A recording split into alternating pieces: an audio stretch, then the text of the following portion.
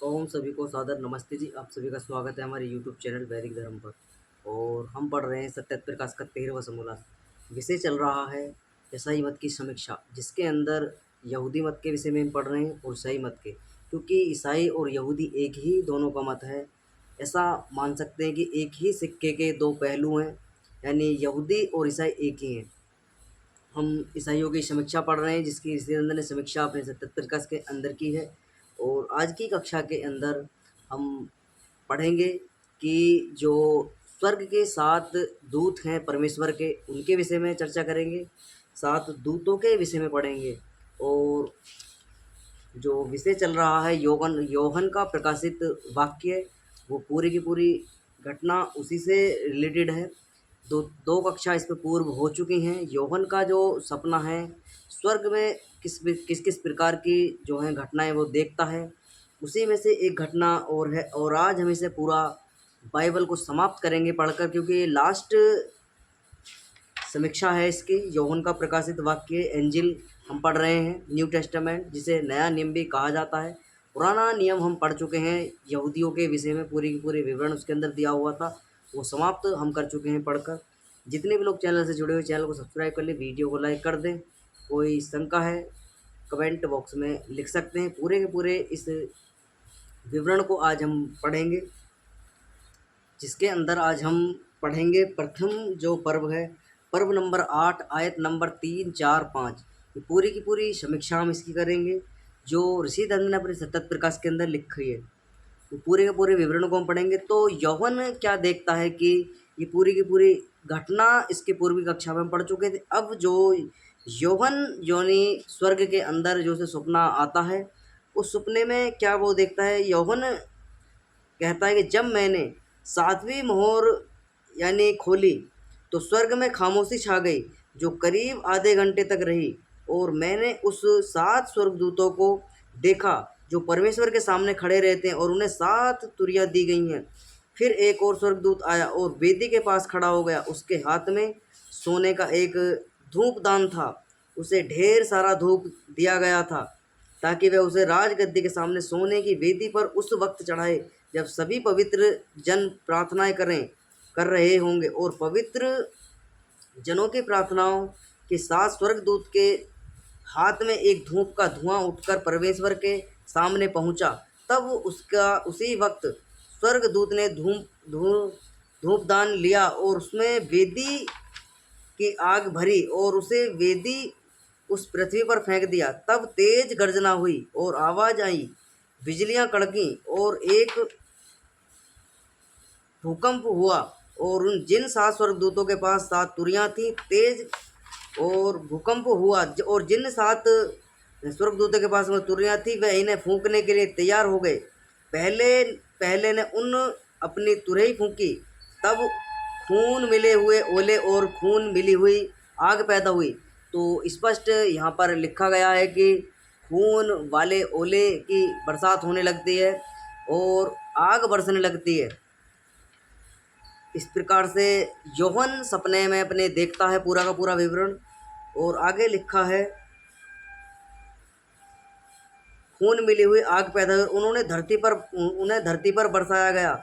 इससे धरती का 1/3 हिस्सा और 1/3 पेड़ जलकर सारी हरियाली भी झुलस गई। फिर दूसरे स्वर्गदूत ने तुरही फूंकी और आग से जलता हुआ एक बड़े पहाड़ जैसा कुछ समुद्र में फेंका गया। और समुद्र का 1/3 हिस्सा खून में बदल गया और समुद्र के 1/3 जीव जंतु मर गए और 1/3 जहाज तहस नहस हो गए। फिर तीसरे स्वर्गदूत ने अपनी तुरही फूंकी, तब मशाल की तरह जलता हुआ एक बड़ा तारा आकाश से गिरा। 1/3 नदियों और पानियों में सोतों पर जा गिरा। उस तारे का नाम नागदोन, और पानी का 1/3 हिस्सा नागदोन जैसा कड़वा हो गया। और उस पानी के कड़वे हो जाने से बहुत से लोग मारे गए।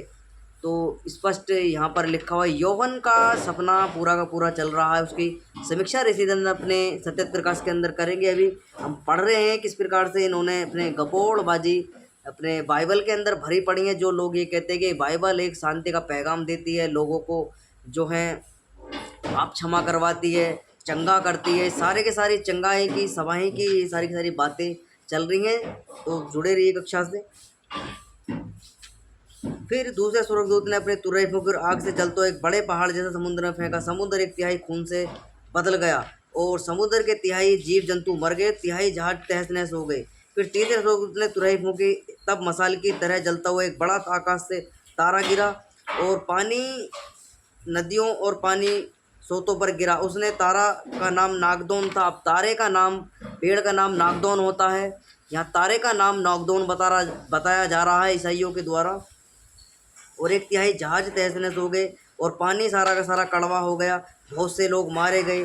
फिर चौथे स्वर्गदूत ने अपनी तुरही फूंकी और सूरज के एक तिहाई तिहाई और चांद के एक तिहाई हिस्से पर और एक तिहाई तारों पर मार पड़ी, ताकि उनके एक तिहाई हिस्से पर अंधेरा छा जाए और दिन के तिहाई हिस्से में उजाला ना हो, रात का भी यही हाल हो।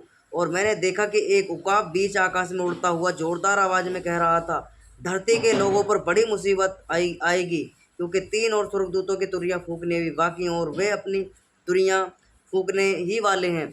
अब यहाँ पर देखो भाई साहब, यीशु की मृत्यु का बदला लिया जा रहा है पूरा का पूरा, किस प्रकार से कि ओले बरसवाई जा रही हैं, आग बरसवाई जा रही है आसमान से, और नदियों पर जो है नागदौन के जो हैं तारे गिरता है, नागदौन उसका नाम रहता है, पानी भी कड़वा हो जाता है। और भविष्यवाणी होती है कि जो है अभी 3 तुरही जो हैं स्वर्गदूतों की बाकी हैं, अभी और पहले आने वाली बाकी है। कितना भयंकर जो है बदला यहाँ पर यीशु के मृत्यु का लिया जाता है, ऐसा यूहन्ना जो है अपने सपने में देख रहा है। ये यूहन्ना का पूरा प्रकाशित वाक्य हम पढ़ रहे हैं। अब ऋषि दंत यहाँ समीक्षा करते हैं। ऋषि दंत कहते हैं, अब देखिए स्वर्ग तक वेदी धूप दीप नवेद तुरे के शब्द होते हैं। क्या वैरागियों के मंदिर में ईसाइयों का स्वर्ग कम है? कुछ धूमधाम अधिक ही है। तो ऋषि दंत कहते हैं जो वैरागी लोग हैं, जो अपने मंदिर आदि बनाकर बैठे, वहाँ भी खूब धूपदान दिन लगती है, मंदिरों में खूब भीड़ होती है। तो ऋषि दंत लिखते हैं क्या मंदिर ईसाइयों के स्वर्ग से कम है? कुछ धूमधाम से अधिक ही है। तो ये सारा का सारा सिद्धांत वहाँ पर लिखा हुआ है। आगे है लिखा हुआ पूरा का पूरा विवरण हम पढ़ रहे हैं कि किस प्रकार से लिखा हुआ है। ऋषि दंत ने पूरी समीक्षा अपने सत्य प्रकाश के अंदर की। अब 5वें स्वर्गदूत ने अपनी तुरही जो है फूंकी जाती है। तो 5वें स्वर्गदूत जो है जो अपनी तुरही फूंकता है, दूत ने तुरही फूंकी और मैंने एक तारे को देखा जो स्वर्ग से पृथ्वी पर गिरा हुआ है, अथवा कुंड के कूप की कुंजी उसको दी गई और उसने अथाह कुंड का कूप खोला और कूप में से बड़ी भट्टी के धुएं की नई धुआं उठा और उस धुएं में से टिड्डियाँ पृथ्वी पर निकल गईं और जैसे पृथ्वी के बिच्छुओं को अधिकार होता है ऐसे उन्हें अधिकार देगा। और उनसे कहा गया कि उन मनुष्यों को जिनके माथे पर ईश्वर की छाप नहीं है 5 मास उन्हें पीड़ा दी जाए। यानी कल हमने पढ़ी थी पूरी की पूरी कक्षा, जिसमें जो है यीशु के जो इजरायली परंपरा के व्यक्ति थे उनके माथे पर जो है मोहर थोपी गई थी। 1,44,000 लोगों के माथे पर मोहर लगाई गई थी। इनको छोड़ दिया जाए, बाकियों का नाश कर दिया जाए, प्रलय आए, सूर्य गिराया जाए, पृथ्वी गिराई जाए, तारे गिराए जाए, आग बरसाई जाए, ओले बरसाए जाएं। और अब जो है एक नई और इसके अंदर टिड्डियाँ छोड़ी गई पृथ्वी पर, लोगों को नष्ट कर दिया जाए। जैसे पृथ्वी पर कछुओं का अधिकार है, ऐसी जो है पृथ्वी पर बिच्छुओं का अधिकार है, ऐसे टिड्डियों का भी अधिकार होगा। और 5 मास तक जो है यानी 5 महीने तक जो है उनको पीड़ा दी जाए, ऐसा यूहन्ना सपने में अपने देखता है। ये आयत नंबर है 1 2 3 4 5 पर्व नंबर 9 यूहन्ना का प्रकाशित वाक्य, वहाँ पर सारा का सारा विवरण लिखा हुआ है, पढ़ सकते हैं जाकर। जिसे बाइबल स्पष्ट तरीके से पढ़ने इंटरनेट पर भी अवेलेबल है। और यूहन्ना का प्रकाशित वाक्य इंजिल के अंदर ही पूरा का पूरा विवरण मिल जाएगा। यानी न्यू टेस्टामेंट के नाम से जो ईसाइयों की बुक है उसको पढ़ सकते हैं आप, उसके अंदर भी लिखा हुआ है। तो ऋषि दंत यह समीक्षा करते हैं, क्या तुरही का शब्द सुनकर तारे उन्हीं दूतों पर और उसी स्वर्ग में गिरे होंगे जहाँ यहाँ तो नहीं गिरे? भला वह कूप टिड्डियाँ भी प्रलय के लिए ईश्वर ने पाली होंगी और छाप को देखकर बाँच भी लेती होंगी कि छाप वालों को मत काटो, यह केवल भोले मनुष्यों को डरा के ईसाई बना लेने का धोखा देना है कि जो तुम ईसाई ना होंगे तो तुमको टिड्डियाँ काटेंगे, परंतु ऐसी बातें विद्वान देश में चला सकती हैं, आर्यवर्त में नहीं। क्या वह प्रलय की बात हो सकती है? ऋषि दंत अपने लोगों को समझाते हैं कि भाई ये सारी की सारी भोले मनुष्यों को फंसाने की बातें इनके अंदर लिखी हुई हैं। योहन का ये सपना का पूरा जो है विवरण, ऐसा सपना कोई नहीं होता कि इतना लंबा चौड़ा सपना चलेगा कि वास्तव में एक फिल्म ही बन जाए। जिस तरीके से यौवन बताता है कि वहाँ पर स्वर्गदूत रहते हैं और एक उसके चार प्राणी हैं, उसके आगे पीछे सिर हैं, आँखें हैं, पूरा शरीर आँखों और सिरों से भरा पड़ा है, इस तरीके का विवरण। और 7 स्वर्गदूत हैं, अलग अलग पीड़ाएँ वो देंगे, प्रलय करेंगे, इस प्रकार का विवरण वहाँ पर देखने को मिलता है। ऋषि दंत कहते हैं ये सारी की सारी पागलपंथी की बातें हैं। आर्यावर्त देश के अंदर ये सारी की सारी पागलपंथी की बातें ये चलेंगी नहीं। लोगों को मूर्ख बनाना ये विद्याहीन लोगों का काम है, और विद्याहीन व्यक्ति मूर्ख बनते हैं जिनके अंदर विद्या नहीं है, विद्या का प्रकाश नहीं है, विद्या को नहीं पढ़ते, ज्ञान को अपने अंदर धारण नहीं करते। जो विद्याहीन है, जो धूर्तता, पाखंडता, मूर्खता में फंसे हुए हैं, वही व्यक्ति क्यों ना ईसाई मत की ओर ढकेले जाएं। अन्यथा जो आर्यवर्त के अंदर रहने वाले व्यक्ति हैं वो संपूर्ण विद्वान व्यक्ति हैं और सत्य सत्य का निर्णय करने वाले व्यक्ति। तो ऋषि दंत स्पष्ट उन्हें संकेत यहाँ पर समीक्षा में अपनी करते हैं। और आगे एक और समय जो है आयत आई है, पर्व नंबर 9 की है, आयत नंबर 16। और घुड़चड़ों की सेना की संख्या 20 करोड़ थी। तो यहाँ पर एक और जो है आयत की विवरण दिया। योहन जो है कहता है कि मैंने उनकी एक गिनती सुनी, जिसकी सेना की घुड़सवारों की गिनती 20 करोड़ थी। मैंने उनकी गिनती सुनी और मुझे दर्शन में घोड़े और उनके सवार इस रूप में दिखाई दिए। उनके कवच धधकती आग जैसे लाल और गहरे नीले और गंध जैसे पीले थे। घोड़े के सिर शेरों के सिर जैसे थे और उनके मुंह से आग का धुआं धधक निकल रही थी। इन तीनों कहर से, यानी उनके मुंह से निकली आग, धुआं और गंध से 1/3 लोग मारे डाले गए। और इसलिए कि घोड़ों की शक्ति उनके मुंह, उनकी पूंछ में है। उनकी पूंछ सीधी सीधी सांपों जैसी जिनमें सिर है, और इनसे वे कुछ नुकसान पहुंचाते हैं। मगर बाकी लोग जो इन तीनों कहर से नहीं मर पाए, मारे गए थे, उन्होंने अपने कर्मों से पश्चाताप नहीं किया और दुष्ट स्वर्गदूतों और सोने, चांदी, तांबे, पत्थर की लकड़ियों के मूर्तों को पूजना नहीं छोड़ा। और जो ना तो देखा सकती और ना सुन सकती है और ना चल सकती है। और उन्होंने जो खून, जादू टोना और चोरियां की थी, नाजायज संबंध और रखे थे, पश्चाताप नहीं किया। तो यहाँ पर जो है डराया धमकाया जा रहा है किस प्रकार से कि पश्चाताप नहीं किया, स्वर्गदूतों ने उनको बकस दिया, उन पर कृपा कर दी। अब यहाँ पर जो है कुछ अजीब ही बातें लिखी हुई। ऋषि दंत लिखते हैं, भला इतने घोड़े स्वर्ग में कहाँ ठहरते, कहाँ चलते, कहाँ रहते होंगे, कितनी लीद करते होंगे। तो स्पष्ट है, ऋषि दंत समीक्षा करें कि भाई कहाँ वो इतना पखाना, लीद आदि करते होंगे। उसका दुर्गंध भी स्वर्ग में कितना हुआ होगा। बस ऐसे स्वर्ग, ऐसे ईश्वर और ऐसे मत के लिए हम सब आर्यों ने तिलांजलि दे दी है। ऐसा बखेड़ा ईसाइयों के सिर पर से भी सर्वशक्तिमान की कृपा से दूर हो जाए तो बहुत अच्छा है। ऋषि दंत तो स्पष्ट कहते हैं कि भाई ये बखेड़ा जो स्वर्ग के अंदर पना पड़ा है, वहाँ पर घोड़े रहते हैं, आग उगलते हैं, शेर जैसे उनके मुंह हैं। अजीब ही जो है घोड़े का यहाँ पर विवरण यौवन के द्वारा दिया गया कि घोड़े के जो मुंह है वो शेर के जैसा है, पूंछ में भी शेर का जैसा मुंह निकला हुआ है, सांप जैसा मुंह है। और तमाम तरह की बातें जो है यौवन के द्वारा बताई जाती हैं। ऋषि दंत कहते हैं ऐसे स्वर्ग से तो भैया हमारे आर्यावर्त के लोगों ने तिलांजलि देती है। ऐसा स्वर्ग से जो है दुर्गंध भी आती होगी। स्वर्ग ऐसे ईश्वर से मत के लिए सब आर्यों ने तिलांजलि दे दी है। ऐसा बखेड़ा ईसाइयों के सिर पर से भी सर्वशक्तिमान, यानी ईसाइयों से भी ये सारा का सारा बखेड़ा हटा देवे ईश्वर। और आगे एक और आयत आई है, पर्व नंबर 10 की आयत नंबर 1-2। और मैंने दूसरे पराक्रमी दूत को स्वर्ग से उतरते देखा, जो मेघ को ओढ़े हुए था और उसके सिर पर मेघ धनुष था और उसका मुंह सूर्य की नाई और उसके पांव आग के खंभों के ऐसे थे।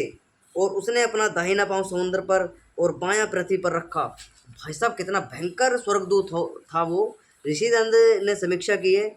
अब देखो यहाँ पर मेघ को कौन तो ओढ़ सकता है। उसके सिर पर मेघ धनुष था, उसका मुंह सूर्य की नाई के जैसा, सूर्य के जैसा मुंह था भाई साहब। अब वो एक ग्रह ही इतना बड़ा है, लाखों पृथ्वियाँ जो हैं उसमें समा सकती हैं। ऐसा स्वर्गदूत का दूत, जो स्वर्ग का दूत है, इतना भयंकर दूत जो है, इस प्रकार की गपोड़बाजी इसके अंदर लिखी हुई। ऋषिदंत समीक्षा करते हैं। अब देखिए इन दूतों की कथा जो पुराणों व भाटों की कथाओं से भी बढ़कर हैं। ऋषिदंत लिखते हैं कि भाई इनके जो पूरे के पूरे विवरण इनके अंदर लिखे हुए हैं गपोड़ों से कम नहीं है। जो और भारत के अंदर भी कुछ ऐसे मतमतांतर हैं जो अपने गपोड़े लिखते हैं, बढ़ा चढ़ाकर बातें लिखते हैं। पुराणों के अंदर भी तमाम तरह की बातें लिखी हुई हैं। समुद्र जो है, पृथ्वी जो है अपने उस पर रख ली थी, मुख पर रख ली थी, बराह अवतार लिया था।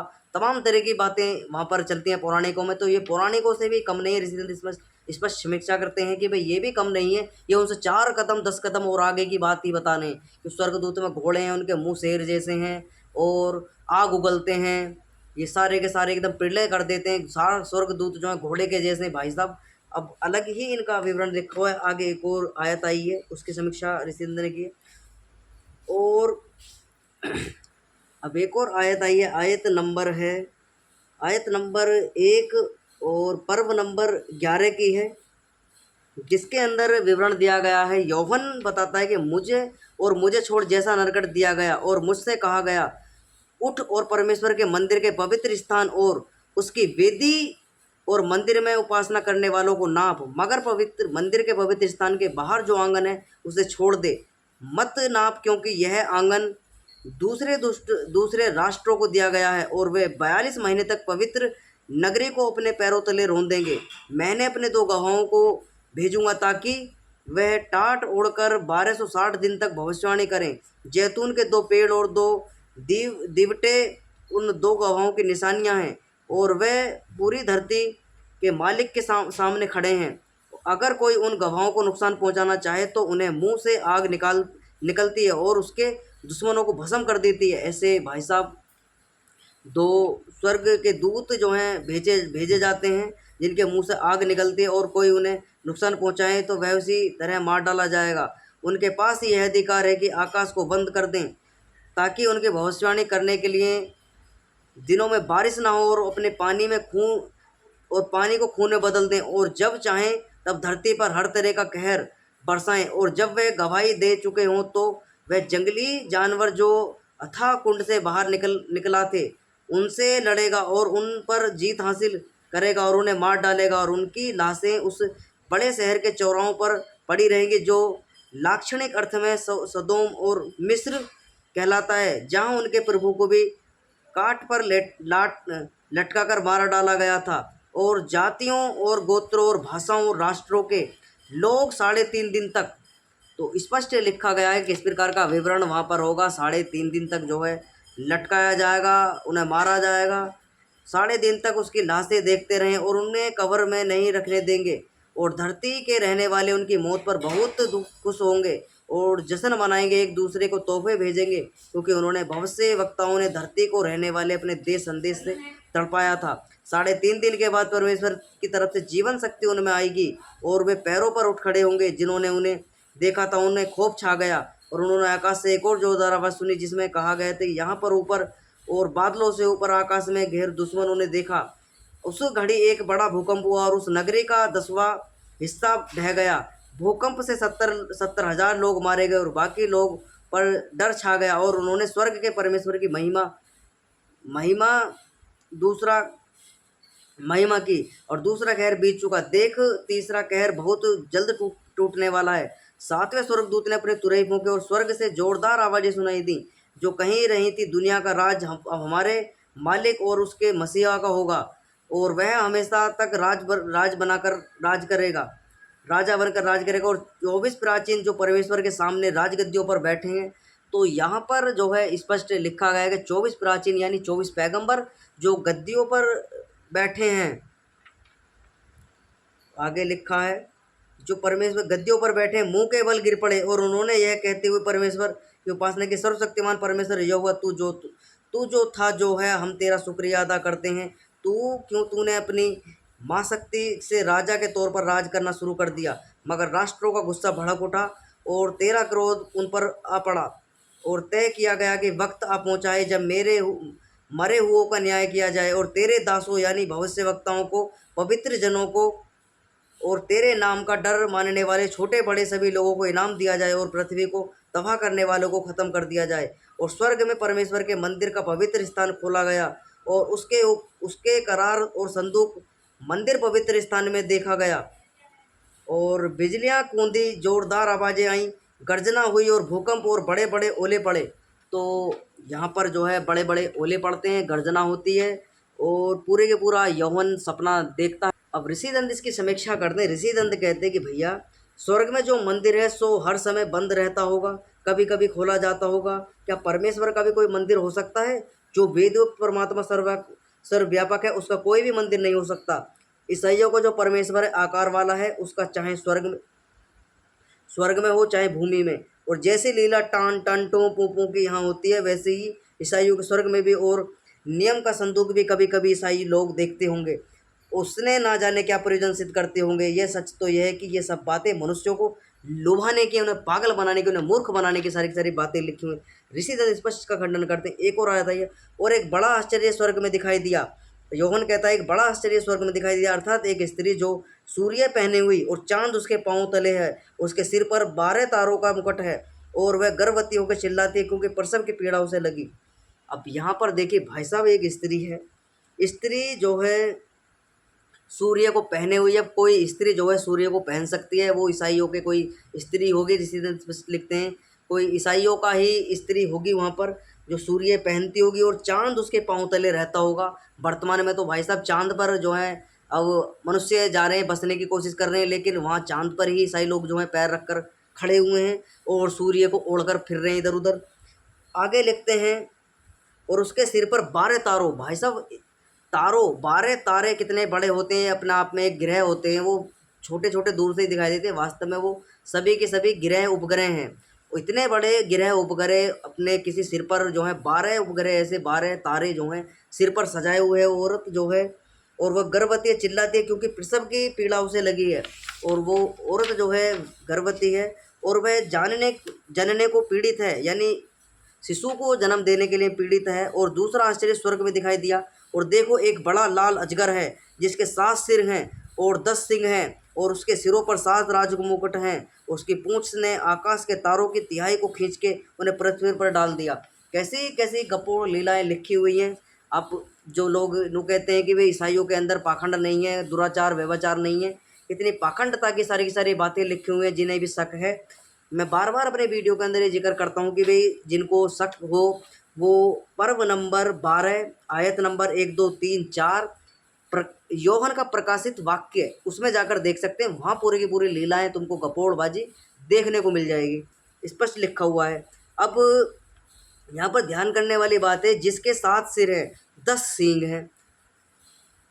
अजगर के 7 तो सिर हैं, 10 सींग हैं। सिरों पर 7 राजमुकुट हैं और सिरों पर 7 राजमुकुट हैं। उसकी पूंछ ने आकाश के तारों को तिहाई खींच रखा है, तारों को पृथ्वी पर डाल दिया। भाई साहब पृथ्वी पर जो है तारे अजगर ने खींचकर डाल दिए। कितना भयानक कोई अजगर था, पता नहीं क्या बला वहाँ पर थी। वो अजगर था कोई और ही था जो तारों को खींचकर पृथ्वी पर डाल देता है। ऐसा असंभव बातें जो हैं बाइबल के अंदर लिखी पड़ी है। अब ऋषि दंत समीक्षा करते हैं। अब देखिए लंबे चौड़े गपोड़े इनके स्वर्ग में बेचारी स्त्री चिल्लाती है कि उसका दुख कोई नहीं सुनता ना मिटा सकता है। और उसका अजगर की पूंछ कितनी बड़ी थी जिसने 1/3 तारों को पृथ्वी पर डाला। भला पृथ्वी तो छोटी है और तारे भी बड़े बड़े लोग हैं, इस पृथ्वी पर एक भी नहीं समा सकता। किंतु यहाँ यही अनुमान करना चाहिए कि ये तारों के तिहाई इस बात के लिखने वालों के घर पर गिरे होंगे। और जिस अजगर की पूंछ इतनी बड़ी थी जिससे सब तारों की तिहाई लपेट कर भूमि पर गिरा दी, वह अजगर भी उसी के घर में रहते होंगे।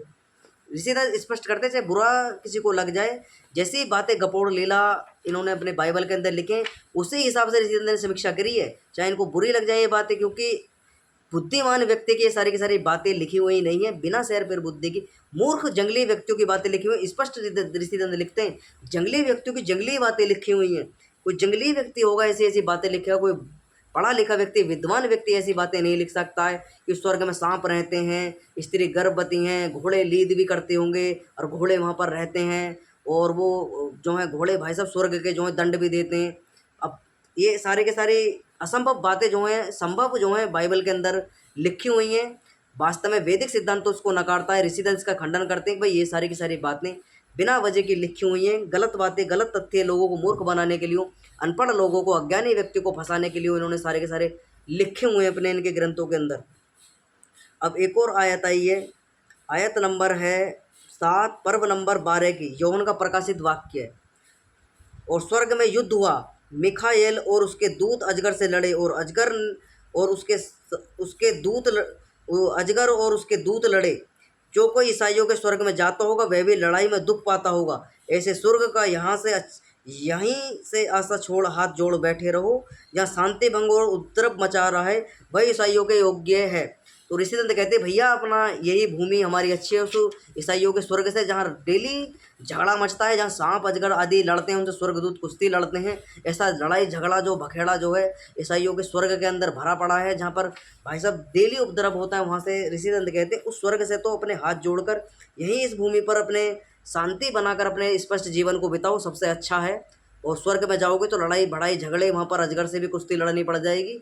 ऐसा ईसाइयों की बाइबल के अंदर लिखा पड़ा है। इसी तरह लिखते हैं उपद्रव मचा हुआ ईसाइयों के योग्य है। ईसाइयों के लिए वहाँ स्वर्ग है, ईसाई ही जाएं वहाँ पर। अजगर से कुश्ती लड़ें, स्वर्गदूतों से कुश्ती लड़ें, शैतानों से कुश्ती लड़ें, क्योंकि शैतान सब पर हावी है। और शैतान का ही आगा ये जिक्र आएगा, ये जो अजगर है ना, अजगर का जो जिक्र आए लाल अजगर, ये शैतान ही है जिससे कुश्ती लड़ रहे हैं स्वर्गदूत। आगे आयत आइए, आयत नंबर है 9, पर्व नंबर 12 की आयत नंबर 9। और वह बड़ा अजगर गिराया गया, उस अजगर यानी उस जो अजगर था उसको पीट पाट कर जो है स्वर्गदूतों ने जो है भूमि पर गिरा दिया। वे प्राचीन साहब जो दियावर यानी डेविल, शैतान को कहा जाता है डेविल, और शैतान कहावत है जो सारे संसार का भर माने हारा है। तो स्पष्ट लिखा है जो डेविल यानी वो अजगर जो था शैतान था, और सारे संसार को भरमाने हारा, वो सारे संसार को बहकाता रहता है वो शैतान जो है। उससे कुश्ती लड़ते स्वर्गदूत, और स्वर्गदूतों पे ही भारी पड़ जाता है वो अजगर। आगे ऋषि समीक्षा करते हैं, क्या जब वह शैतान स्वर्ग में था तो लोगों को नहीं भरमाता था, और उसको जन्म भी बंदी गृह में गिरा अथवा मार क्यों न डाला, उसकी पृथ्वी पर क्यों डाल दिया। जो सब संसार का भरमाने वाला शैतान है तो शैतान को भरमाने वाला कौन है। यदि शैतान स्वयं भरमा है तो शैतान के बिना भरमेंगे जो भरमाने हारे परमेश्वर है तो वह ईश्वर ही नहीं ठहरा। विदित तो यह होता है कि ईसाइयों का ईश्वर भी शैतान से डरता है होगा, क्योंकि जो शैतान से प्रबल होता तो ईश्वर ने उसको अपराध करते समय ही दंड क्यों नहीं दिया। जगत में शैतान का जितना राज है उसके सामने शस्त्र हंस भी ईसाइयों के ईश्वर का राज नहीं, इसलिए ईसाइयों का ईश्वर उसे हटा नहीं सकता होगा। इससे यह सिद्ध होता है कि जैसा इस समय के राज अधिकारी ईसाई डाकू चोर आदि को शीघ्र दंड देते हैं, वैसे वैसे भी ईसाइयों का ईश्वर नहीं। पुनः कौन ऐसी निर्बुद्धि मनुष्य है जो वेद मत को छोड़ कपोक पल ईसाई मत को स्वीकार करे। तो ऋषि स्पष्ट कहते कोई मूर्ख ही व्यक्ति होगा जो अपने सत्य सनातन वैदिक धर्म को छोड़कर जो इन मूर्ख पाखंडियों के जो है उसके मतों को स्वीकार करेगा, जिनमें बिना सिर पर बुद्धि की बातें लिखे हुए, तर्क आधार कुछ भी नहीं है, एक कहानी मात्र गपोड़े लिखे गए हैं, एक मतलब टाइम पास करने वाली सारी की सारी बातें लिखी हुई हैं, लोगों को मनोरंजन की कथा मात्र लिखी हुई हैं। आगे एक और जो है आयत आई है, पर्व नंबर यूहन्ना का प्रकाशित वाक्य के पर्व नंबर 12 की आयत नंबर 12 है। हाय पृथ्वी और समुद्र के निवासियों, क्योंकि शैतान तुम्हारे पास उतरा है, क्या वह ईश्वर का रक्षक और स्वामी है, पृथ्वी के मनुष्य प्राणियों का रक्षक और स्वामी नहीं। यदि भूमि का भी राजा है तो शैतान क्यों ना मार सका। ईश्वर देखता रहता है और शैतान बहकाता फिरता है तो भी उसको वर्जता नहीं। विदित तो यह होता है कि एक अच्छा ईश्वर और एक सामर्थ्य दुष्ट दूसरा ईश्वर हो रहा है। तो ऋषिदंत की समीक्षा है कि ऋषिदंत स्पष्ट कहते हैं कि क्या ईश्वर वहीं का रक्षक है और स्वामी है, स्वर्ग का ही रक्षक, स्वर्ग का ही स्वामी, पृथ्वी के मनुष्य आदि प्राणियों का रक्षक और स्वामी नहीं है। यदि भूमि का भी राजा है तो शैतान को क्यों नहीं मार सका।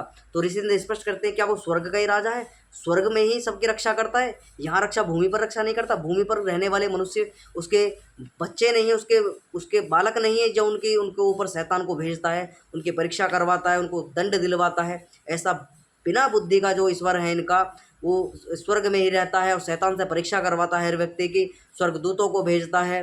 इतना बलहीन पुरुषार्थ इनका जो ईश्वर है वो अपने निफराम स्वर्ग में पड़ा रहता है। ऋषि स्पष्ट कहते हैं चाहे किसी को बुरी लगे जाए, पूरी की पूरी बातें बाइबल के अंदर लिखी पड़ी हैं। ये दुनिया को मूर्ख बनाने की बातें बाइबल के अंदर लिखी पड़ी हैं, दुनिया को पागल बनाते हैं, उनको मतांतरण चावल के नाम पर, अनाज के नाम पर, रोटी के नाम पर, पैसे के नाम पर, विवाह के नाम पर, नौकरी के नाम पर, घर परिवार शिक्षा के नाम पर तमाम तरह के प्रलोभन दे देकर जो है चर्चों में ले जाया जाता है, बपतिस्मा दिया जाता है, वाइन चढ़ाई जाती है, अगरबत्ती धूप बत्ती चढ़ाई जाती है। और अभी पीछे अभी एक तथ्य इन्होंने दिया था कि भी मूर्ति पूजक हो गए थे। अब मूर्ति पूजक ईसाइयों से बड़ा कोई भी नहीं है। दिन निकलते ही जाते हैं चर्चों के अंदर, शाम को जाते हैं, सुबह को जाते हैं, दोपहर में जाते हैं, अगरबत्ती मोमबत्ती कैंडल आदि जलाते हैं, वाइन चढ़ाते हैं और यीशु की प्रार्थना मंगाते हैं। वहाँ कौन से कोई निराकार ईश्वर की उपासना करने जाते हैं, वो सारे के सारे खड़े होकर उस यीशु की उपासना वहाँ पर करते हैं। यीशु की मूर्ति वहाँ पर चर्चों के अंदर दुनिया भर की लगी हुई हैं, उन मूर्तियों के आकर खड़े होते हैं, टाटा पोपू वहाँ पर बजाते हैं और वाइन चढ़ाते हैं, शराब चढ़ती है वहाँ पर, मोमबत्तियाँ लगाई जाती हैं, प्रार्थना प्रेयर की जाती है। और ऐसे मूर्ति सबसे बड़े मूर्ति पूजक तो यही ईसाई लोग हैं जो कहते हैं कि भाई जो मूर्ति पूजा हम नहीं मानते, हम में मूर्ति पूजा नहीं है। तो उन लोगों को एक अस्त्र के रूप में इस वाक्यों को अपने रक्षक में रखे। जो ईसाई लोग तुमसे कहें कि भाई तुम मूर्ति पूजक हो और तुम मूर्ति पूजा करते हो, खासकर मैं उन हिंदू भाइयों के लिए कह रहा हूँ जो मूर्ति पूजक हैं, मूर्ति पूजा करते हैं, महापुरुषों की मूर्तियों को अपना ईश्वर मानते हैं, उन्हीं को भगवान मान बैठे हैं। वास्तव में वो सारे के सारे राम कृष्ण शिव हनुमान वो हमारे सभी के सभी महापुरुष हैं। उनके पद चिन्हों पर हमें चलना चाहिए। उन्होंने वैदिक मत को स्वीकार, वैदिक मत में अपना जीवन जिया, वैदिक मत को धारण किया, वैदिक संस्कृति को जिए, वैदिक संस्कृति का प्रचार प्रसार किया, वेद में अपने जीवन को बनाया। ऐसे जीवन तो हम उनसे उनके शिक्षाओं को धारण नहीं करते और उनके आगे मंदिरों में घंटे बजाते हैं, उनके आगे खड़े होते हैं। तो उन भाइयों को मैं बता दूं कि अगर तुमसे कोई कहे कि हम जो हिंदू हैं वो मूर्ति पूजा करते हैं, मैं मूर्ति पूजा का समर्थन नहीं कर रहा, लेकिन एक अस्त्र के रूप में उन्हें बताता हूँ ईसाइयों को जवाब देने के लिए कि भाई तुम सबसे बड़े मूर्ति पूजक, तुम भी तो जाके यीशु की पूजा करते हो, यीशु के आगे धूप बत्ती अगरबत्ती और कैंडल मोमबत्ती जलाते हो, वाइन चढ़ाते हो, शराब चढ़ती है वहाँ चर्चों के अंदर, लोगों को बपतिस्मा आदि देकर शैतान भगाया जाता है, पवित्र आत्मा डाली जाती है, तमाम तरह का प्रपंच जो यहाँ पर चलता है, लोगों को पागल बनाया जाता है। आदिवासी वनवासी दलित जो कम पढ़े लिखे व्यक्ति हैं और कुछ ऐसे पढ़े लिखे व्यक्ति जो स्वार्थ के कारण, लालच के कारण ईसाई मत को स्वीकार कर लेते हैं और उसमें बपतिस्मा लेकर लोगों को पागल बनाना प्रारंभ कर देते हैं। फिर अपने परिवार पर प्रभाव पड़ता है, समाज को डराते हैं, धमकाते हैं और आकर हंगामा करते हैं परिवार के अंदर कि तुम भी सही बनो, तुम भी सही बनो। तो उन व्यक्ति को बचना चाहिए ऐसे ऐसे षड्यंत्र से, क्योंकि इन शिक्षा हमें लेनी चाहिए। सतत प्रकाश के अंदर ऋषिदंड ने इसी की समीक्षा की है कि जो भोले वाली जनता मेरे भारतवर्ष की भूमि के अंदर रहने वाला आर्य और हिंदू लोग हैं, वो इन षड्यंत्रों से बच सके, अपनी रक्षा कर सके, अपने परिवार की रक्षा कर सके, अपने राष्ट्र की रक्षा कर सके, अपने समाज की रक्षा कर सकें। तो इसीलिए ऋषिदंड ने समीक्षा की है पूरी की पूरी। तो आगे एक और आयत की समीक्षा की है, पर्व नंबर 13 की आयत नंबर 5, 6, 7 यूहन्ना का प्रकाशित वाक्य में। और उस शैतान को जो है 42 मास लो युद्ध करने का अधिकार उसे दिया गया और उसने ईश्वर के विरुद्ध निंदा करने को अपना मुंह खोला कि उसके नाम की और उसके तंबू की और स्वर्ग में वास करने हारे की निंदा करे। और उसको यह दिया गया कि पवित्र लोगों से युद्ध करे और उन पर जय जय करे और हर एक कुल को, भाषा और देश पर उसको अधिकार दिया गया। अब यहाँ पर भाई साहब वो शैतान था पवित्र लोगों से। अब यहाँ देख सकते हो जो अच्छे लोग हैं उनसे युद्ध करने के लिए जो है शैतान को भेजा जाता है यहोवा के द्वारा, यीशु के द्वारा, पैगंबरों के द्वारा कि तू जा, पृथ्वी पर जा, उनसे 42 महीने तक युद्ध कर और युद्ध करके जो और उसका जो तंबू है, उसके तंबू की और स्वर्ग में वास करने वाले की निंदा करे और उसका यह दिया गया पवित्र लोगों में युद्ध करे और जय करे, यानी यहोवा की विजय दिलाए, यहोवा को विजय बनाए, युद्ध करे, तंबू में जो है जाए। वो सारा का सारा ऋषिदंड लिखते हैं कि भला जो पृथ्वी के लोगों को बहकाने के लिए शैतान और पशुओं आदि को भेजे और पवित्र मनुष्य से युद्ध करावे, वह काम डाकू और सरदार के समान है और वह वहाँ नहीं, ऐसा काम ईश्वर व ईश्वर के भक्तों का नहीं हो सकता है। शैतान ही वो है जो शैतान ये सारे के सारे काम करता है, वास्तव में कोई ईश्वर नहीं है। अन्यथा परमपिता परमात्मा निराकार ईश्वर जीव जंतु पशु पक्षी आदि मनुष्य कीट पतंग आदि को सभी को वो जन्म देने वाला है, सभी को कर्मों का फल देने वाला है, सभी का पालन पोषण करने वाला है। ऐसा परमपिता परमात्मा किस प्रकार से शैतान आदि भेजकर जो है इनकी जो है परीक्षा कराएगा। लेकिन हमारा परमपिता परमात्मा ऐसे कार्य जो है अपने कार्य जो स्वयं करता है, किसी की सहायता नहीं लेता है। उसे चंद्रमा बनाना है, उसे सूर्य बनाना है, उसे नक्षत्र तारे ग्रहमंडल आदि बनाने हैं, वो स्वयं अपनी सामर्थ्य से बनाता है। वो किसी आत्मा का, किसी पवित्र आत्मा का, किसी भी शैतान आदि का सहारा नहीं लेता है। वैदिक ईश्वर जो है वो अपने सामर्थ्य से सब कुछ बनाता है। पाप पुण्य कर्मों के आधार पर फल देता है, उसी के आधार पर योनियाँ मिलती हैं, शरीर मिलता है, पुनर्जन्म होता है। ये सारा का सारा सिद्धांत जो है वैदिक सिद्धांत इसको मानता है। लेकिन ईश्वर जो है बाइबल का ईश्वर, उसको क्या कहा जाए, यहोवा उसको कहना चाहिए। वास्तव में, और वो एक स्थान पर रहता है। स्वर्ग भी इनका एक स्थान पर है, क्योंकि सिनाई पर्वत पर इनका स्थान माना गया है ईसाइयों का, चौथे आसमान पर, जहाँ यहोवा मूसा का तंबू लगाया गया था उस सिनाई पर्वत के निकट ही। उस पर वो रहता था, जहाँ पर झाड़ियों में से ओल्ड टेस्टामेंट हम पढ़ रहे थे, मूसा को आवाज़ आती है, यहोवा कहता है मूसा मूसा, और ये पवित्र स्थान है, यहाँ पैर चप्पल लेके मत ना, जूते तार कर आ, ये पवित्र स्थल है। इस प्रकार का पूरा दृष्टांत हमने पढ़ा था। वही यहोवा इनका सिनाई पर्वत है। मिस्र के आसपास ही क्षेत्र में एक सिनाई पर्वत वहाँ पर पड़ता है, इजराइल के आसपास का। सीरिया उसको बोला जाता था पुराने काल में। उस सीरिया के अंदर पूरा का पूरा क्षेत्र आया करता था। तो वहाँ पर सिनाई पर्वत है, वास्तव में वहाँ इनका यहोवा रहता है। चौथा आसमान वही है इनका, और वहीं तक ही इनका स्वर्ग है। लेकिन परमपिता परमात्मा निराकार ओम ईश्वर का जो स्वर्ग है, वो इस जीते जी इस स्वर्ग है। मरने के बाद कोई किसी स्वर्ग वर्ग नहीं जाता है, जीते जी स्वर्ग है, जीते जी ही नरक मिलता है। मरने के बाद ना किसी को स्वर्ग मिलता है ना नरक मिलता है। मरने के बाद आत्मा बेहोश हो जाती है, उसे कुछ नहीं पता कि मैं स्वर्ग में हूँ या नरक में हूँ। जब जन्म मिलता है तब उसको महसूस होता है कि अब मैं स्वर्ग में हूँ या नरक में हूँ।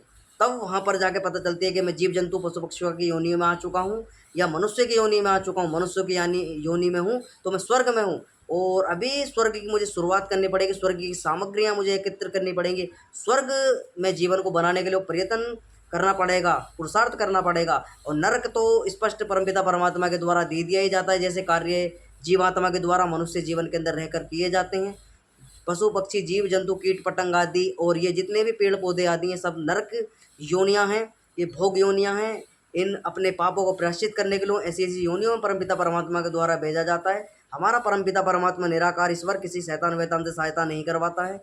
वो स्वतंत्र सबको छोड़ रखा है। कर्म करो, फल मेरा अधिकार है देने का। तुम अच्छे करो, बुरे करो, जघन्य करो, हत्या करो, दारू पियो, मांस खाओ, कुछ भी खाओ। ईश्वर किसी को टोकता नहीं, हाथ पकड़ के रोकने नहीं आता, लेकिन अंदर से भय लज्जा शंका उत्पन्न करता है कि परमपिता परमात्मा का अगर तुम्हें आभास करना हो तो बहुत सरल तरीका मैं आपको बता दूं। जब तुम कोई कार्य करने जाते होगे, यानी कोई अच्छा कार्य तुम्हें करने को उत्साह, जब तुम कोई अच्छा कार्य के विचार आता होगा तो अंदर से जो है उत्साह उत्पन्न होता है कि भाई बहुत अच्छा कार्य, प्रसन्नता तुम्हें होती है। तो वो प्रसन्नता वास्तव में तुम्हारी ओर से नहीं होती है, वो प्रसन्नता परमपिता परमात्मा की ओर से की जाती है। और जब तुम गलत कार्य को करने के लिए जाते हो तो अंदर से शोक होता है, लज्जा आती है, भय उत्पन्न होता है, डर लगता है कि भाई इस कार्य को मैं करूँ या ना करूँ, कोई देख लेगा या मुझे प्रशासन के द्वारा दंड दिया जाएगा, लोगों के द्वारा दंड दिया जाएगा, मैं इसकी हत्या कर दूंगा या मैं इसका मांस खा लूँगा या ये करूँगा या मैं गलत कार्य करूँगा, मदिरा आदि पीऊँगा, समाज में जो है मेरी बेइज्जती होगी, ये होगा। तमाम तरह की शंकाएँ उसके अंदर उत्पन्न होती है। तो वो शंकाएँ, वो खुशी, वो परमपिता परमात्मा के अंदर से परमपिता परमात्मा के द्वारा दी जाती है। वो आत्मा अनुभव करती है उसको, और आत्मा के द्वारा हमें पूरी की पूरी ज्ञानेंद्रियाँ हमारी उसको बताती है कि भाई ये गलत है या सही है, ये खुशी है इस कार्य को, ये सही है, कर लेना चाहिए। और जो गलत कार्य है उसको 100 बार हमारा जो मन है वो मना करता है कि भाई नहीं नहीं, करूँ ना करूँ ना करूँ। फिर भी लोग मन मार कर जो है मन की बात, आत्मा की बात को ना सुनकर परमपिता परमात्मा की बात को, आज्ञा को इग्नोर जो कर और उसे गलत कार्य को करने में लिप्त हो जाते हैं। चाहे वो मांस खाएं, मदिरा पिएं, दुराचार, व्यभिचार, चोरी डकैती, लूट खसोट, दुनिया को ठगना, ये सब कार्य वो जो है करते हैं। तो ईश्वर वास्तव में सचेत हर किसी व्यक्ति को करता है, सभी व्यक्तियों को करता है। किसी के साथ में अन्याय नहीं करता परमपिता परमात्मा कि भाई इसको मैं सच बताऊं नहीं, ये गलत कार्य करने जा रहा है। परमपिता परमात्मा सभी सचेत करता है, गलत कार्य करने से रोकता है, अच्छे कार्य करने के लिए उत्साह उत्पन्न करता है कि भाई चलो चलो अच्छा कार्य जल्दी से जल्दी कर लेना चाहिए। तो ऐसा परमपिता परमात्मा वैदिक परंपरा के मानने वाले लोगों का परमपिता परमात्मा निराकार ईश्वर है।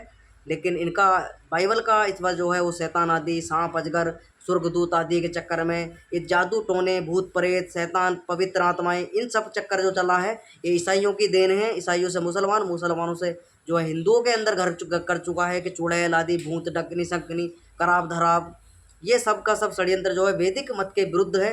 वैदिक मत के अंदर ये कुछ भी नहीं है, ना कोई भूत होता है, ना प्रेत होता है, ना कोई, ये सारे के सारे पाखंड, दुराचार, व्यभिचार कुछ भी जो है वैदिक मत इनको नहीं मानता है, इनका खंडन करता है। ना वैदिक मत के अंदर है ये सब पाखंडी लोगों के, धूर्त लोगों के बनाए हुए सारी की सारी कहानियाँ हैं।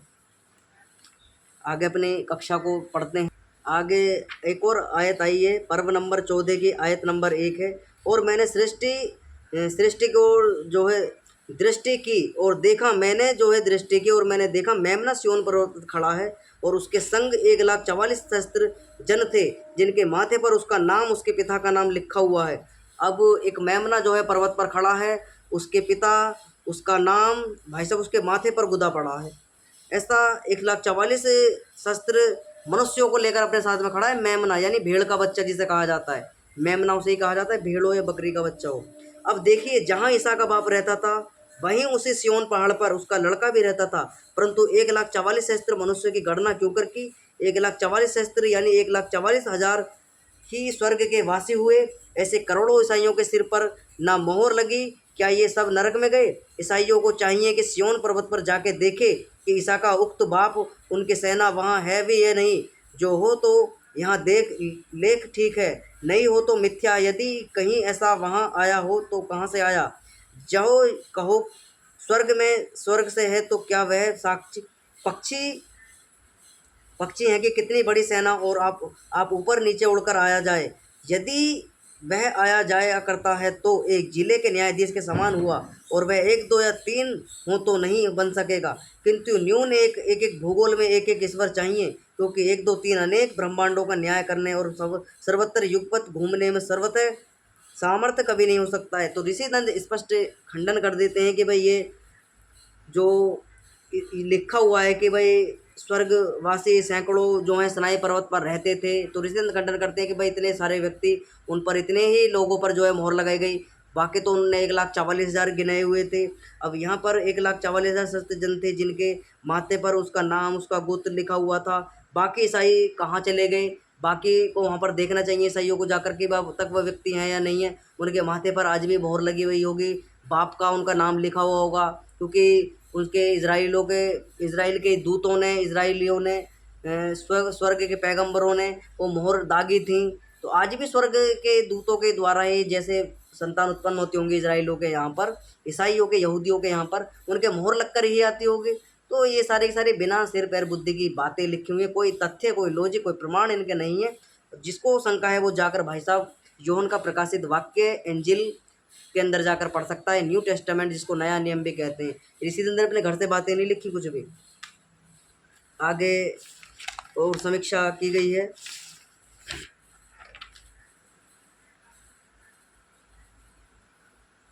आत्मा कहता है कि वह अपने परिश्रम में विश्राम करे, परंतु उनके कार्य उसके संग हो लेते हैं।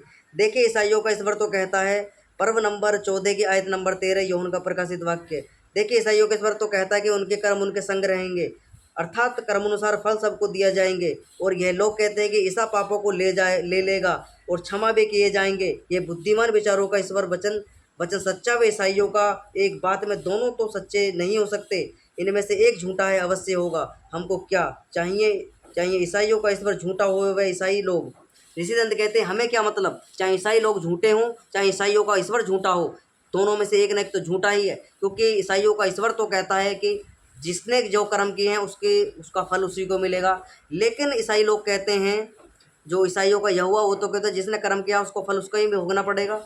ईसाई लोग कहते हैं कि हमारा यीशु जो है पापों को हर लेता है, सबके कष्ट हर लेता है, सूली पर टंग गए थे हमारे यीशु। तो ये सारे के सारे तमाम बिना सिर पे बुद्धि की बातें चलती है। ऋषि इसका खंडन करते हैं कि भाई दोनों में से एक तो झूठा है, या तो ईसाई झूठे हैं या इनका यहोवा झूठा है। ऋषि स्पष्ट खंडन करते हैं, जाकर पढ़ सकते हैं बाइबल का यूहन्ना का प्रकाशित वाक्य न्यू टेस्टामेंट पर्व नंबर 14 आयत नंबर 13। बार बार मैं इसका संकेत इसलिए कर रहा हूँ कि बहुत सारे ईसाई लोग हैं जो कहेंगे भाई ये अपने पास से लिख दी होंगी। तो यूहन्ना का प्रकाशित वाक्य को जो आयत हैं पर्व हैं उनको ध्यानपूर्वक तुम्हें नोट कर लो, चाहें किसी विधर्मी से अगर सामने हो कोई ईसाई से उसको बता देना जाकर कि भाई अपने इंजिल उठा के लेकर उसके अंदर दिखाते हैं कहाँ लिखा हुआ है सारा का सारा। तो अपने हिंदू भाइयों को सचेत, अपने आर्य वैदिक परंपरा को मानने वाले लोग हैं वो सावधान रहें, क्योंकि ऋषि दंड के हम जो अनुयायी हैं वो इसी कार्य को आगे बढ़ाने का हमने अपना कार्य कर रहे हैं। कि जो ऋषि दंड अब इस कार्य को देकर गए थे कि भाई मेरे बाद जाने के बाद जो मेरे अनुयायी होंगे, मेरी वैदिक परंपरा को मानने वाले मनुष्य होंगे, वो सभी के सभी इस प्रचार को करेंगे, अपने भोले भाइयों को अपने उन्हें समझाएंगे कि भाई ये पाखंडता दूर लोग पाखंडता, मूर्खता, रूढ़िवादिता आदि से कैसे बचा जाए, कैसे अपने जीवन को जो है संवारा जाए। लोगों का जो है विकास किया जाए, उनको साहित्य मार्ग पर लेकर जाया जाए, उनको वास्तविकता क्या है उसको बताया जाए, मत मतांतरों से कैसे बचना है, उनके षड्यंत्र से कैसे बचना, उसका पूरा का पूरा विवरण जो है मैंने अपने सत्य प्रकाश के अंदर लिख दिया है। ऋषि दंत ने वो सारा का सारा वाक्य बताएगा, जिसका प्रचार प्रसार आज आर्य समाज के सभी संगठन जो हैं, सभी व्यक्ति जो हैं मिलकर कर रहे हैं कि भाई सभी मनुष्यों तक जो है सत्यता पहुँचे, मत मतांतरों की जानकारी सब तक पहुँचे। क्योंकि मत मतांतर जो है अपने सही ठीक प्रकार का इतिहास लोगों को बताते नहीं हैं, जो उनके ग्रंथों के अंदर भरा पड़ा है वो उन्हें बताते नहीं हैं, अलग अलग बातें बताते लोगों को, मीठी मीठी गप गप और कड़वी कड़वी थू थू करते हैं कि मीठी मीठी सब हमारी, कड़वी कड़वी और किसी की, इस तरीके की बातें की जाती हैं। तो ऋषिदंत आगे लिखते हैं कि भैया, और आगे एक और आयत आई है, आयत नंबर 19 और 20, पर्व नंबर 14, यौवन का प्रकाशित हुआ, और उसे ईश्वर के कोप के बड़े रस के कुंड में डाला, और उस रस के कुंड को रोंदन रगड़ के बाहर किया गया, और उस रस के कुंड में से घोड़ों का लगाम लगाम तक लोहू 100 कोस तक बह निकला। अब देखिए, इनके गपोड़े पुराणों से भी बढ़कर हैं, वह है नहीं। इस ईसाइयों का ईश्वर कोप करते हुए बहुत दुखित हो जाता है होगा, क्योंकि उसके कोप के कुंड भरे हैं, उसका कोप जल है, वह अन्य द्रवित पदार्थ जिसके कुंड भरे हैं, उस 100 कोस तक रुधिर का बहाना असंभव है, क्योंकि रुधिर वायु लगने से भट्ट जम जाता है, उन्हें क्यों कर बह सकता है, इसलिए ऐसी बातें मिथ्या हो सकती हैं। और आगे एक और आयत आई है, आयत नंबर 5, पर्व नंबर 15, यौवन का प्रकाशित वाक्य, और देखो स्वर्ग में साक्षी के तंबू का मंदिर खोला गया। तो स्वर्ग में भाई साहब साक्षी, जिन लोगों ने साक्षी दी थी, उन साक्षी देने वाले लोगों के लिए तंबू का मंदिर खोला गया। जो ईसाइयों का ईश्वर स्वराज्य होता तो साक्षियों का काम, क्योंकि वह सब कुछ जानता होता, इससे सर्वथा यही निश्चय होता है कि इनका ईश्वर सर्वज्ञ किंतु नहीं, किंतु मनुष्यवत अल्पज्ञ है, वैसा ईश्वरता का क्या काम कर सकता है, नहीं नहीं। और इसी प्रकरण में दूतों की बड़ी बड़ी असंभव बातें लिखी हैं, उनको सत्य क्यों नहीं मान सकता, कहाँ तक लिखे इस प्रकरण में सर्वथा ऐसी ही बातें भरी पड़ी हैं। ऋषिदंत कहते हैं कहाँ तक इनकी इनकी जो है बातों को लिखा जाए, कहाँ तक इनकी समीक्षा की जाए, तमाम तरह की बातें जो हैं लिखी पड़ी हैं, यही भरी पड़ी हैं। स्वर्ग में पैगंबर रहते हैं, स्वर्ग में ये होता है, स्वर्ग में तंबू लगाया जाता है, स्वर्ग में भाई साहब, स्वर्ग नाम ही उसका होता है जहाँ सभी सुख सामग्रियाँ उत्पन्न मौजूद हों, लेकिन वहाँ स्वर्ग इतना गरीब है कि वहाँ तंबू लगाने पड़ रहे हैं। अब ऐसा स्वर्ग भाई साहब किस काम का, पता नहीं क्या क्या इनके अंदर भरा पड़ा है, जिनको शंका है। यौवन का प्रकाशित वाक्य पर्व नंबर 15, आयत नंबर 5 में जाकर पढ़ सकते हैं। अब एक और आयत आई है, बड़ी ध्यान से तुम्हें स्पष्ट सुन लिया कि भाई साहब मेमने का बिहा का यहाँ पर जिक्र किया गया है कि मेमने का बिहा, आयत नंबर 7, पर्व नंबर 19, यौवन का प्रकाशित वाक्य लिखा है, क्योंकि मेमने का बिहा आ पहुँचा और उसकी स्त्री ने अपने को तैयार किया। अब ऋषिदंत कहते हैं कि अब सुनिए, ईसाइयों के स्वर्ग में विवाह भी होते हैं, क्योंकि ईसा का विवाह ईश्वर ने वहीं किया। पूछना चाहिए कि उसके ससुर, सासू, साला आदि कौन थे, लड़के वाले कितने हुए, वीर्य के नाश होने से, बल बुद्धि पराक्रम आयु आदि के भी न्यून होने से अब तक ईसा ने वहाँ शरीर त्याग किया होगा, क्योंकि संयोग जन पदार्थ का वियोग अवश्य होता है। अब तक ईसाइयों ने उसके विश्वास में धोखा खाया है और ना जाने कब तक धोखे में रहेंगे। तो भाई साहब, जो यीशु जो है मेमना वहाँ पर बन गया था स्वर्ग में, तो उस मेमने का जो है विवाह जो है यहोवा के द्वारा स्वर्ग में ही किया जाता है, क्योंकि जीते जी तो यीशु का विवाह यहाँ पर हो नहीं पाया था, उसकी मृत्यु जो है यहूदी व्यक्तियों के द्वारा कर दी गई थी। लेकिन स्वर्ग में जो है भाई साहब विवाह भी होते हैं। ऋषिदंत कहते हैं स्वर्ग में देखो जो है यीशु का विवाह यहाँ पर तो नहीं है, लेकिन स्वर्ग में जो है यीशु का विवाह भी करवा दिया गया। अब ऋषिदंत कहते हैं उनसे पूछना चाहिए कि भाई उनके सास, ससुर, साले, साली आदि कौन थे, कौन वो व्यक्ति थे, उनका तो विवरण इसमें मिलना चाहिए, किससे उसका विवाह कराया गया। तो ऋषिदंत लिखते हैं ईसाइयों ने उसके विश्वास में धोखा खाया और ना जाने अब तक भी धोखे में। ये सारे के सारे पाखंडता यौवन का प्रकाशित वाक्य, 12 शिष्यों के गपोड़ लीलाएं, यानी एक तो यहूदा इस्करियोती जिसने यीशु को पकड़वा दिया था, उसका तो विवरण इसमें नहीं मिलता है, लेकिन 11 शिष्य जो बचकर भाग गए थे जब यीशु को कब्जा लेते हैं। पिलातुस के लोग जो हैं आकर, पिलातुस के जो याजक हैं, याजकों के द्वारा उसको कब्जा लिया जाता है और वो 11 अपनी जान जब बचाकर भाग जाते हैं। उन 11 के द्वारा उनमें से एक यौन, जिसका नाम जॉन भी कहा जाता है, उस यौन का पूरा विवरण ये हम पढ़ रहे हैं कि उसके सपने की बातें। अब देखो किस व्यक्ति का इतना लंबा सपना हो सकता है कि एक स्वर्ग हो, उसमें दूत रहते हों, घोड़े आग उगलते हों, अजगर सांप रहता हो, शैतान से कुश्ती लड़ते हों, तंबू लगाए जाते हों, तमाम तरह की बातें यहाँ पर लिखी हुई हैं। विवाह होता हो, यीशु का विवाह भी भाई साहब स्वर्ग में मैंने देखा। यौन कहता है मैंने स्वर्ग में मेमने का विवाह भी होता देखा है। आगे एक और आयत आई है पर्व नंबर 20 की, आयत नंबर 2-3। वही उसी अजगर की एक और चर्चा इसमें आई है। और उसने अजगर को अर्थात प्राचीन सांप को, जो डेविल और शैतान है, पकड़ के उस सहस्त्र वर्षों लो बांध रखा और उसको अथाह कुंड में डाला और बंद करके उसे छाप दी, जिससे जिससे वह जब लो सहस्त्र वर्ष पूरे ना हो तब लो फिर देशों के लोगों को ना भरमावे। अब भाई साहब यहाँ पर शैतान के मोहर भी लगा दी, शैतान को भी अपना बना लिया यहाँ पर मोहर लगा कर जो है सहस्त्र वर्षों तक जो है इसके माथे पर एक मोहर टांग दी और मोहर टांग कर जो है उसको बांध दिया और अथाह कुंड में डाला, बंद करके उसे छाप दी, जिससे वे लोग सहस्त्र वर्षों तक यानी कई हजार वर्षों तक, हजारों वर्षों तक जो है वो जो है देश के लोगों को भरमाए ना। अब देखो ऋषि दंत लिखते हैं, देखो मेरू मेरू करके शैतान को पकड़ा और सहस्त्र वर्ष तक बंद किया, फिर भी छूटेगा, ये फिर ना भरमावेगा। ऐसे दुष्ट को तो बंदी गृह में ही रखना, वह मारे बिना छोड़ना ही नहीं। परंतु यह शैतान का होना ईसाइयों को भ्रम मात्र है, वास्तव में कुछ भी नहीं है, केवल लोगों को डरा के अपने जाल में लाने का उपाय रचा है। जैसे किसी धूर्त ने किन्हीं भोले मनुष्य से कहा कि चलो तुमको देवता का दर्शन कराऊं, किसी एकांत देश में ले जाके एक मनुष्य को चतुर्भुज बनाकर रखा, पाखंडी ने खड़ा करके कहा कि आंख मीच लो और जब मैं कहूँ तब खोल लेना, फिर जब कहूँ तब मीच लो, जो नहीं मीचेगा वह अंधा हो जाएगा। वैसे ही मत वालों की बातें हैं कि जो हमारा मजहब ना मानेगा वह शैतान का बहकाया हुआ है। जब वह सामने आया तब कहे देखो उन्हें शीघ्र कहा है कि मची लोग यानी मसीही लोग जब फिर झाड़ी में छिप गया तब खोलो, देखो नारायण को सब ने दर्शन किया।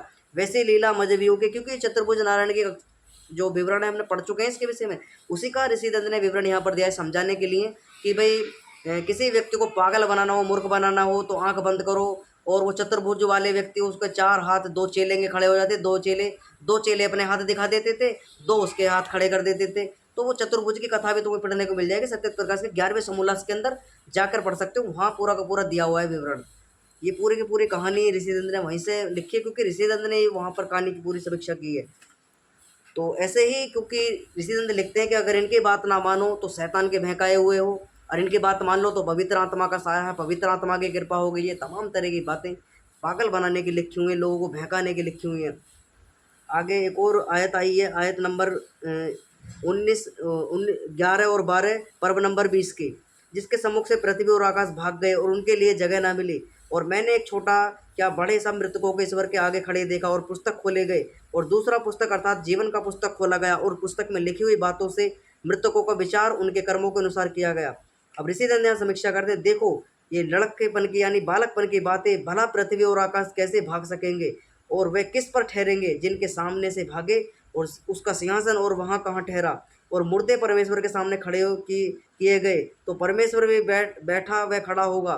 क्या यहाँ ये कचहरी और दुकान के समान ईश्वर का व्यवहार है, जो कि पुस्तक लेख अनुसार होता है, और सब जीवों का हाल ईश्वर ने लिखा वह उसके गुमस्तों ने ऐसी ऐसी बातों में अनीश्वर को लेकर ईश्वर और ईश्वर के अनीश्वर ईश्वर आदि मतों वालों ने बना दिया है। तो ऋषि दंत कहते हैं कि सारे के सारे नास्तिक आस्तिक वाले व्यक्ति जो अपना कोई ईश्वर को मानता है कोई नहीं मानता है, ये सारी की सारी बातें उनके द्वारा बिना पैर सिर बुद्धि के लिख दी हैं, दुकान चलाने के लिए अपनी पुस्तकों का लेखानुसार जो सब जीवों का हाल ईश्वर ने लिखा। तो ये सब ईश्वर जो है ईसाइयों का ईश्वर है, वो लेखा जोखा करता है सबका, लेकिन परमपिता परमात्मा किसी का लेखा जोखा नहीं करता, उसको सब ज्ञात रहता है, उसके मस्तिष्क में सब ज्ञात है। वो सबके उसके कहते हैं कि ना भगवान के 4 आँख हैं, उसकी 4 आँख नहीं, उसके लाखों करोड़ों हजारों आँखें, वो पूरे संसार को देख रहा। कोई भी प्रत्येक कण, प्रत्येक संसार का कोई भी प्रकृति का कण उससे बिल्कुल भिन्न नहीं है, कोई भी उसके ऐसा नहीं है कि उसके सामर्थ्य में ना हो। वो सभी कुछ जानता है, उसके संसार के अंदर क्या क्या घटनाएं हो रही हैं, क्या क्या व्यक्ति अपने मस्तिष्क के अंदर विचार कर रहा है, वो सब कुछ जानता है परमपिता परमात्मा। उस परमपिता परमात्मा की क्रिया और गणनाएं शुरू हो जाती हैं। तुमने मन से अगर तुमने कोई वाक्य सोच लिया, मन के अंदर तुम विचार लिए, वो परमपिता परमात्मा को तुरंत संकेत पहुंच जाएगा, तुरंत परमपिता को पता पड़ जाती है कि इस व्यक्ति के अंदर ये खुरापाती आइडियाज चल रही हैं, ये गलत भावनाएं चल रही हैं, ये अच्छी भावनाएं चल रही हैं, उसको पता चल जाता है तुरंत। वो मन को पकड़ता है हमारे, वो अब ये नहीं देखता कि ये पहले, क्योंकि पहले मन में विचार उठते हैं तब आदमी शरीर से अपने कार्य करता है, हाथों से पैरों से वाणी से कार्य करता है। पहले मस्तिष्क के अंदर विचार आते हैं, उस मस्तिष्क को पकड़ता है परमपिता परमात्मा, उस मस्तिष्क को कंट्रोल करता है। उसके अंदर जो भी तुम्हारे अंदर सोचा जाएगा, विचार किया जाएगा, वो सभी के सभी सोचता है। उसी के आधार पर पाप पुण्य कर्मों का फल जो है परमपिता परमात्मा देता है। एक तो वाणी से कर्म किए जाते हैं, एक मन से किए जाते हैं, एक हाथों से किए जाते हैं। 3-4 तरह के कर्म होते हैं, सभी को वो जानता है परमपिता परमात्मा। सबसे पहले मन को ही पकड़ लेता है। तुम कह कर के तुमने गलत सोच लिया और तुम सोचोगे भी मैंने तो गलत सोच लिया, अब मैं उसने करना नहीं हूँ। सोचा तो सही, तब भी दंड मिलेगा, सोचने का भी दंड मिलेगा। आगे समीक्षा की है। अब एक और समीक्षा की है, बड़ी दिलचस्प यहाँ पर सारे के सारे अ, वाक्य चल रहे हैं। यौवन का प्रकाशित वाक्य पर्व नंबर 21 आयत नंबर 9, उसमें से एक मेरे पास यानी यौवन के पास में आकर कहा कि मेरे संग मेरे से बोला कि आ मैं दुल्हन को अर्थात मेमने की स्त्री को तुझे दिखाऊं, यानी यीशु की पत्नी को तुझे दिखाऊं तो आ। भला ईसा ने स्वर्ग में दुल्हनिया अर्थात स्त्री अच्छी पराई मौज करता होगा। जो जो ईसाई वहाँ जाते होंगे उनकी भी स्त्रियाँ मिलती होंगी, लड़के वाले होते होंगे, बहुत भीड़ भीड़ के हो जाने के कारण रोग उत्पत्ति होकर मरते भी होंगे। ऐसे स्वर्ग को दूर से हाथ ही जोड़ना अच्छा है।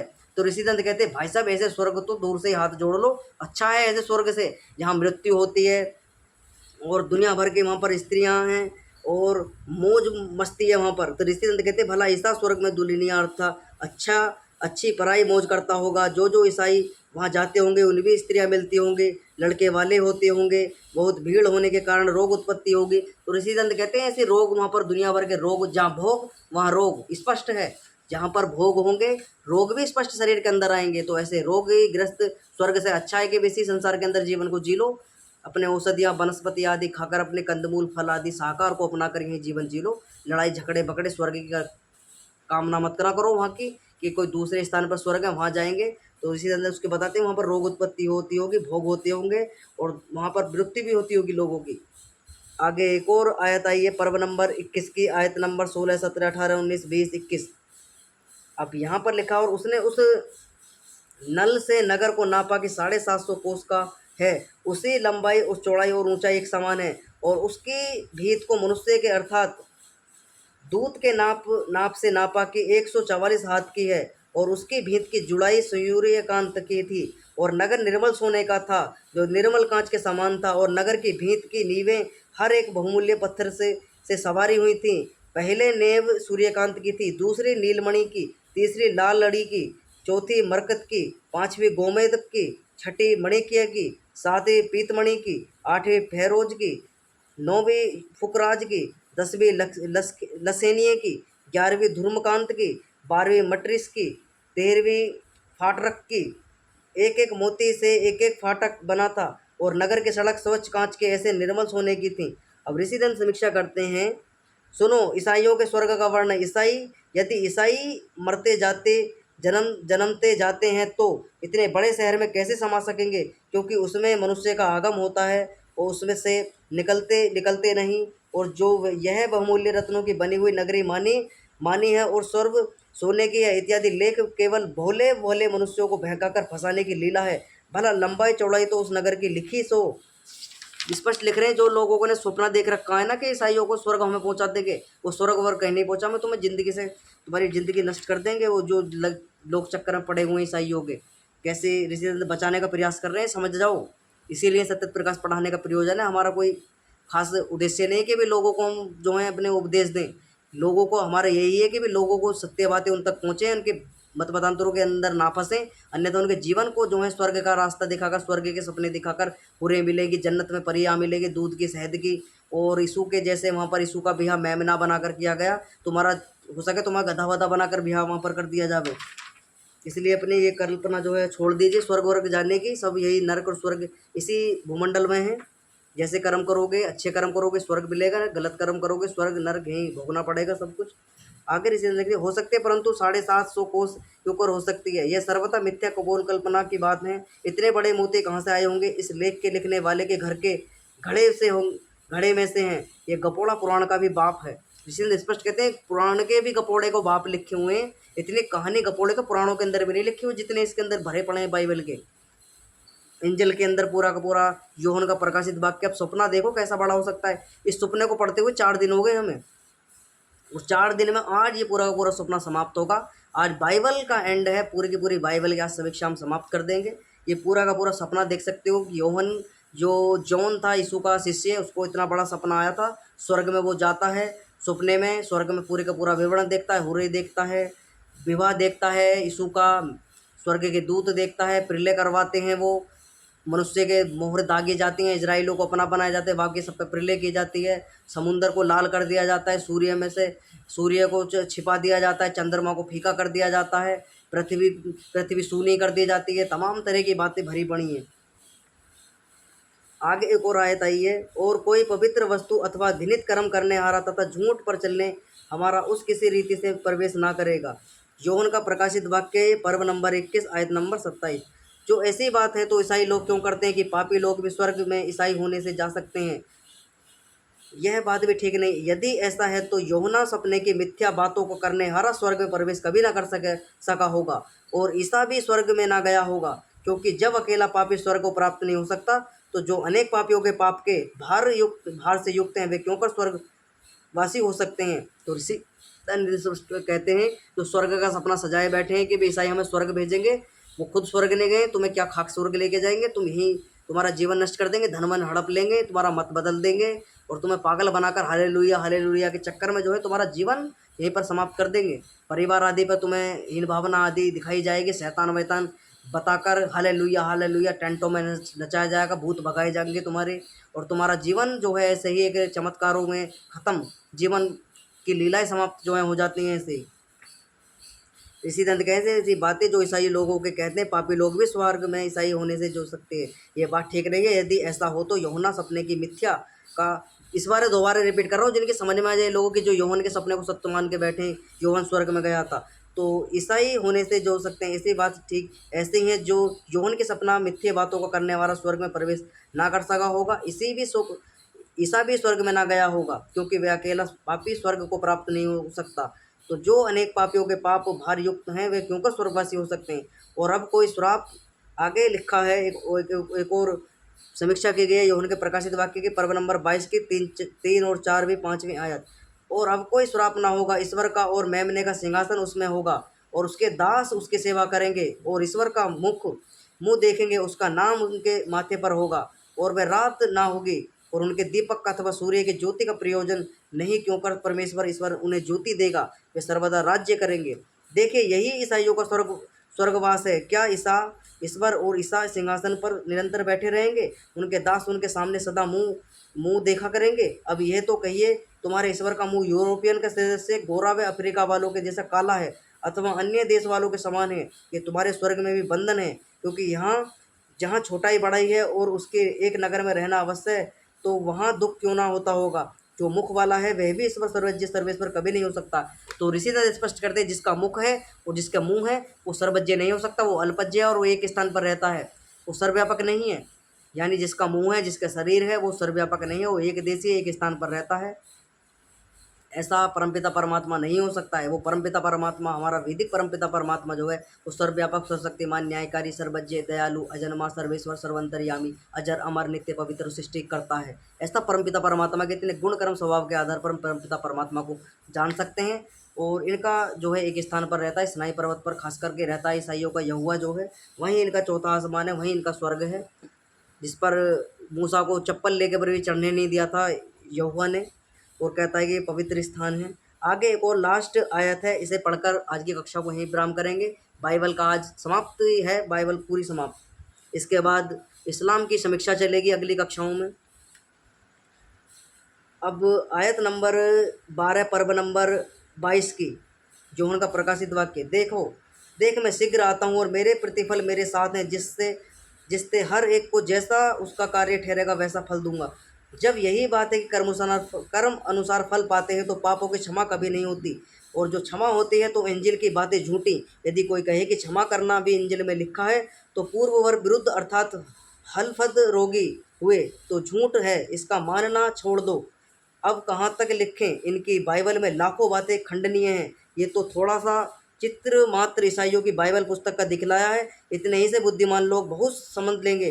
थोड़ी सी बातों को छोड़ के शेष सब बातें झूठ भरा है। जैसे झूठ के संग से सत्य भी शुद्ध नहीं रहता, वैसे ही बाइबल के पुस्तक भी माननीय नहीं हो सकता है, किंतु वे सत्य तो वेदों के स्वीकार में गृहीत होता है। वैदिक मत को मानना ही सत्य है।